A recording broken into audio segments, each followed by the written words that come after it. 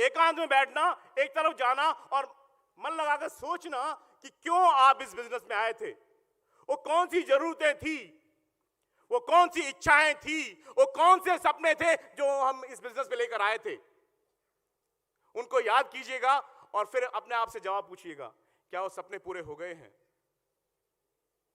क्या वो इच्छाएं पूरी हो गई हैं? जो हमने चाहा था वो हमें मिल गया है? और शायद जवाब मिलेगा नहीं।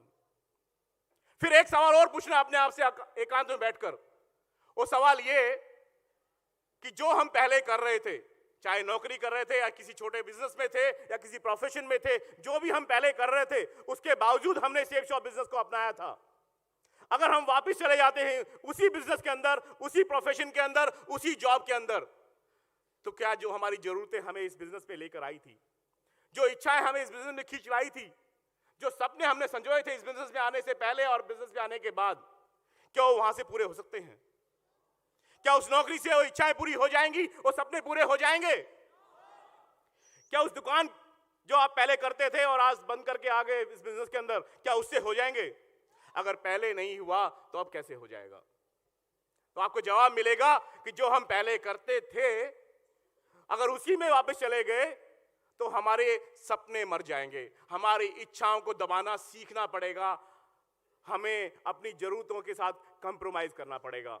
और फिर एक जवाब आएगा कि अगर इन जरूरतों को पूरा करना है, इन इच्छाओं को पूरा करना है, इन सपनों को साकार करना है, तो हमारे पास एक ही ऑप्शन है, दूसरा कोई ऑप्शन हमारे पास है ही नहीं। और जो ऑप्शन है वो हम सब जानते हैं, उसका नाम है सेफ शॉप।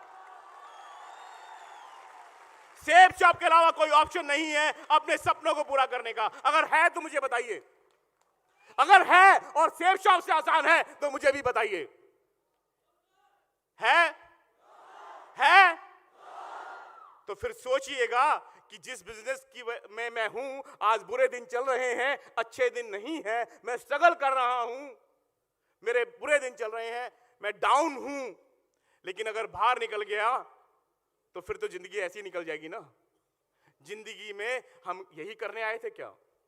सिर्फ जरूरतें पूरी करने के लिए आए थे क्या? नहीं, हम बहुत कुछ अचीव करने के लिए आए थे।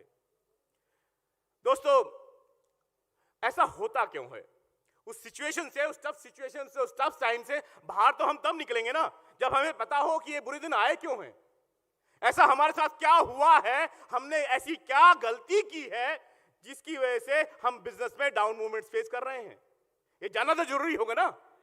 जब हम ये जान जाएंगे तो हमें पता लग जाएगा ना बाहर कैसे निकले। बोलो, मैं बताऊं क्या होता है ऐसा? मेरे पास एक्सपीरियंस है। मैं जानता हूं कि ये बुरे दिन आते कैसे हैं, मैं जानता हूं टफ डेज कैसे आते हैं, स्ट्रगलिंग फेज कैसे आता है। उसका कारण है कि हम जिस व्यक्ति को इस बिजनेस में ज्वाइन कराते हैं, हम जिस व्यक्ति को इस बिजनेस में ज्वाइन कराते हैं, हम सोचते हैं वो सुपरस्टार है, हम सोचते हैं वो सुपरस्टार है, वो सुपर ह्यूमन है। वो बिजनेस में